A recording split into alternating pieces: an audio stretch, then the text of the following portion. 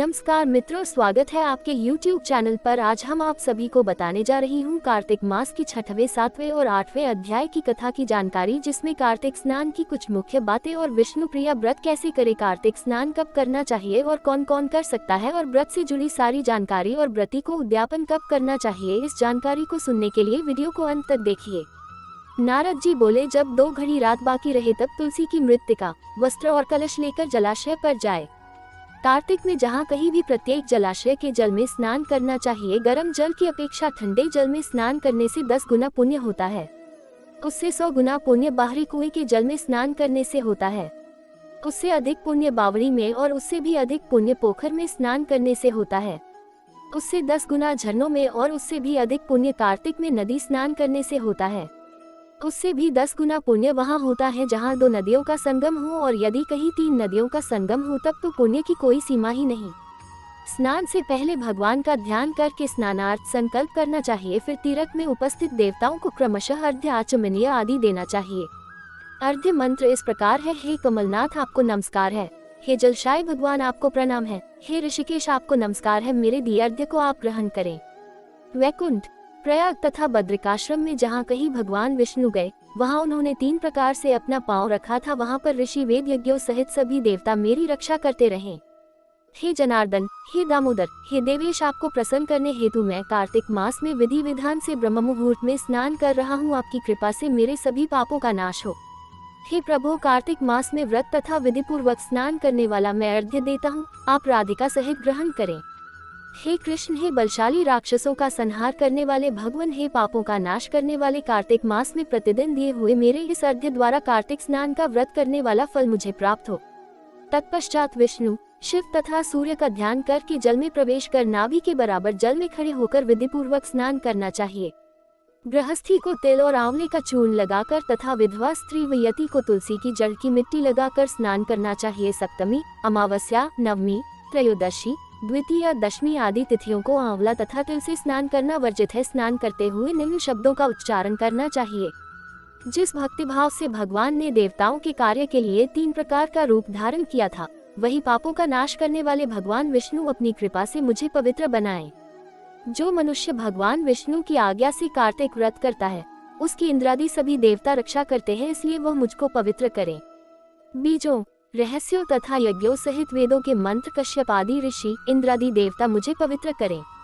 अदिति आदि सभी नारियां, यज्ञ, सिद्ध, सर्प और समस्त औषधियां व तीनों लोकों के पहाड़ मुझे पवित्र करें। इस प्रकार कहकर स्नान करने के बाद मनुष्य को हाथ में पवित्री धारण करके देवता, ऋषि, मनुष्यों तथा पितरों का विधिपूर्वक तर्पण करना चाहिए। तर्पण करते समय तर्पण में जितने तिल रहते हैं उतने वर्ष पर्यंत व्रती के पितृगण स्वर्ग में वास करते हैं। उसके बाद व्रती को जल से निकलकर शुद्ध वस्त्र धारण करने चाहिए। सभी तीर्थों के सारे कार्यों से निवृत्त होकर पुनः भगवान विष्णु का पूजन करना चाहिए। सभी तीर्थों के सारे देवताओं का स्मरण करके भक्तिपूर्वक सावधान होकर चंदन, फूल और फलों के साथ भगवान विष्णु को फिर से अर्घ्य देना चाहिए। अर्घ्य के मंत्र का अर्थ इस प्रकार है: मैंने पवित्र कार्तिक मास में स्नान किया है, हे विष्णु, राधा के साथ आप मेरे दिए अर्घ्य को ग्रहण करें। तत्पश्चात चंदन, फूल और तांबूल आदि से वेद पाठी ब्राह्मणों का श्रद्धापूर्वक पूजन करें और बारंबार नमस्कार करें। ब्राह्मणों के दाएं पांव में तीर्थों का वास होता है, मुंह में वेद और समस्त अंगों में देवताओं का वास होता है। अपने कल्याण की इच्छा रखने वाले मनुष्य को इनका न तो अपमान करना चाहिए और न ही इनका विरोध करना चाहिए। फिर एकाग्रचित होकर भगवान विष्णु की प्रिय तुलसी जी की पूजा करनी चाहिए। उनकी परिक्रमा करके उनको प्रणाम करना चाहिए। हे देवी, हे तुलसी, देवताओं ने ही प्राचीन काल से तुम्हारा निर्माण किया है और ऋषियों ने तुम्हारी पूजा की है। हे विष्णु प्रिया तुलसी, आपको नमस्कार है, आप मेरे समस्त पापों को नष्ट करो।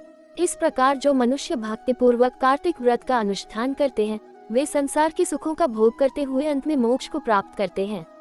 इति श्री कार्तिक मास की 6वें अध्याय की जानकारी समाप्त। धन्यवाद। नमस्कार मित्रों, एक बार फिर से आप सभी का स्वागत है कार्तिक मास की 7वें अध्याय की कथा की जानकारी। नारद जी ने कहा, हे राजन, कार्तिक मास में व्रत करने वालों के नियमों को मैं संक्षेप में बतलाता हूँ, उसे आप सुनिए। व्रती को सब प्रकार के आमिष, मांस, उड़द, राई, खटाई तथा नशीली वस्तुओं का त्याग कर देना चाहिए।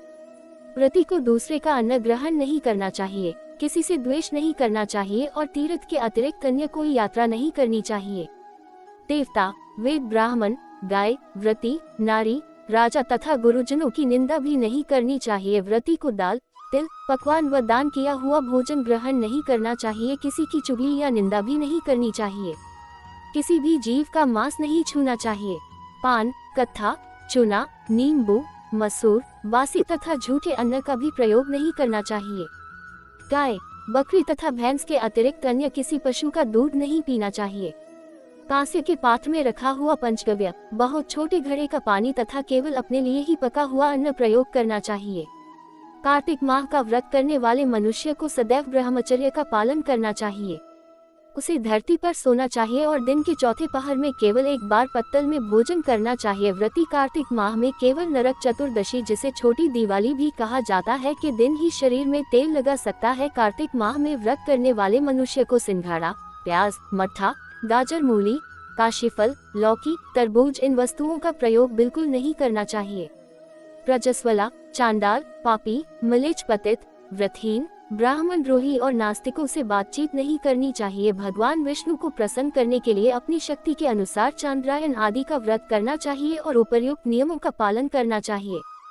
व्रती को प्रतिपदा को कुम्हरा, द्वितीया को कटहल, तृतीया को तरुणी स्त्री, चतुर्थी को मूली, पंचमी को बेल, षष्ठी को तरबूज, सप्तमी को आंवला, अष्टमी को नारियल, नवमी को मूली, दशमी को लौकी, एकादशी को परवल, द्वादशी को बेर, त्रयोदशी को मट्ठा, चतुर्दशी को गाजर तथा पूर्णिमा को शाक का प्रयोग नहीं करना चाहिए। रविवार को आंवला का प्रयोग नहीं करना चाहिए। कार्तिक माह में व्रत करने वाला मनुष्य यदि इन शाकों में से किसी शाक का सेवन करना चाहे तो पहले ब्राह्मण को देखकर ग्रहण करे। यही विधान माघ माह के व्रत के लिए भी है। देवोत्थानी एकादशी में पहले कही गई विधि के अनुसार नृत्य, जागरण, गायन, वादन आदि करना चाहिए। इसको विधि पूर्वक करने वाले मनुष्य को देखकर यमदूत ऐसे भाग जाते हैं जैसे सिंह की गर्जना से हाथी भाग जाते हैं। कार्तिक माह का व्रत सभी व्रतों में श्रेष्ठ है। इसके अतिरिक्त जितने भी व्रत यज्ञ है वह 1000 की संख्या में किए जाने पर भी इसकी तुलना नहीं कर सकते, क्योंकि यज्ञ करने वाले मनुष्य को सीधा वैकुंठ की प्राप्ति होती है। जिस प्रकार राजा की रक्षा उसके अंगरक्षक करते हैं, उसी प्रकार कार्तिक माह का व्रत करने वाले की रक्षा भगवान विष्णु की आज्ञा से इंद्रादि देवता करते हैं। व्रती मनुष्य जहाँ कहीं भी रहता है वहीं पर उसकी पूजा होती है, उसका यश फैलता है। उसके निवास स्थान पर भूत, पिशाच आदि कोई भी नहीं रह पाते। विधि पूर्वक कार्तिक माह का व्रत करने वाले मनुष्यों के पुण्यों का वर्णन करने में ब्रह्मा जी भी असमर्थ हैं।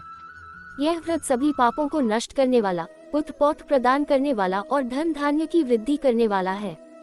इति श्री कार्तिक मास की 7वें अध्याय की कथा की जानकारी समाप्त। धन्यवाद। नमस्कार मित्रों, एक बार फिर से आप सभी का स्वागत है कार्तिक मास के 8वें अध्याय की जानकारी, जिसकी दया से सरस्वती भाव रही उपजाय। कार्तिक महात्म का कमल लिखे 8वां अध्याय।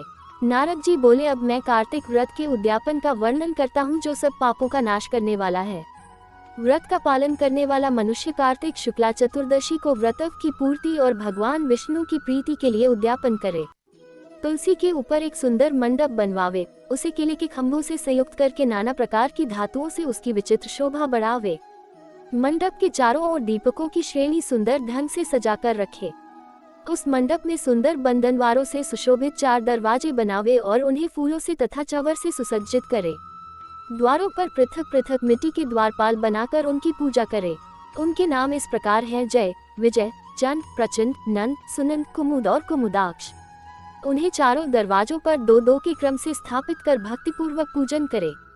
तुलसी की जड़ के समीप 4 रंगों से सुशोभित सर्वतोभद्र मंडल बनावे और उसके ऊपर पूर्ण पथ तथा पंचरत्न से संयुक्त कलश की स्थापना करें। कलश के ऊपर शंख, चक्र, गदाधारी भगवान विष्णु का पूजन करें। भक्तिपूर्वक उस तिथि में उपवास करें तथा रात्रि में गीत, वाद्य, कीर्तन आदि मंगलमय आयोजनों के साथ जागरण करें। जो भगवान विष्णु के लिए जागरण करते समय भक्तिपूर्वक भगवत संबंधी पदों का गान करते हैं, वे सैकड़ों जन्मों की पापराशि से मुक्त हो जाते हैं। जो मनुष्य भगवान के निमित्त जागरण करके रात्रि भर भगवान का कीर्तन करते हैं, उनको असंख्य गोदान का फल मिलता है।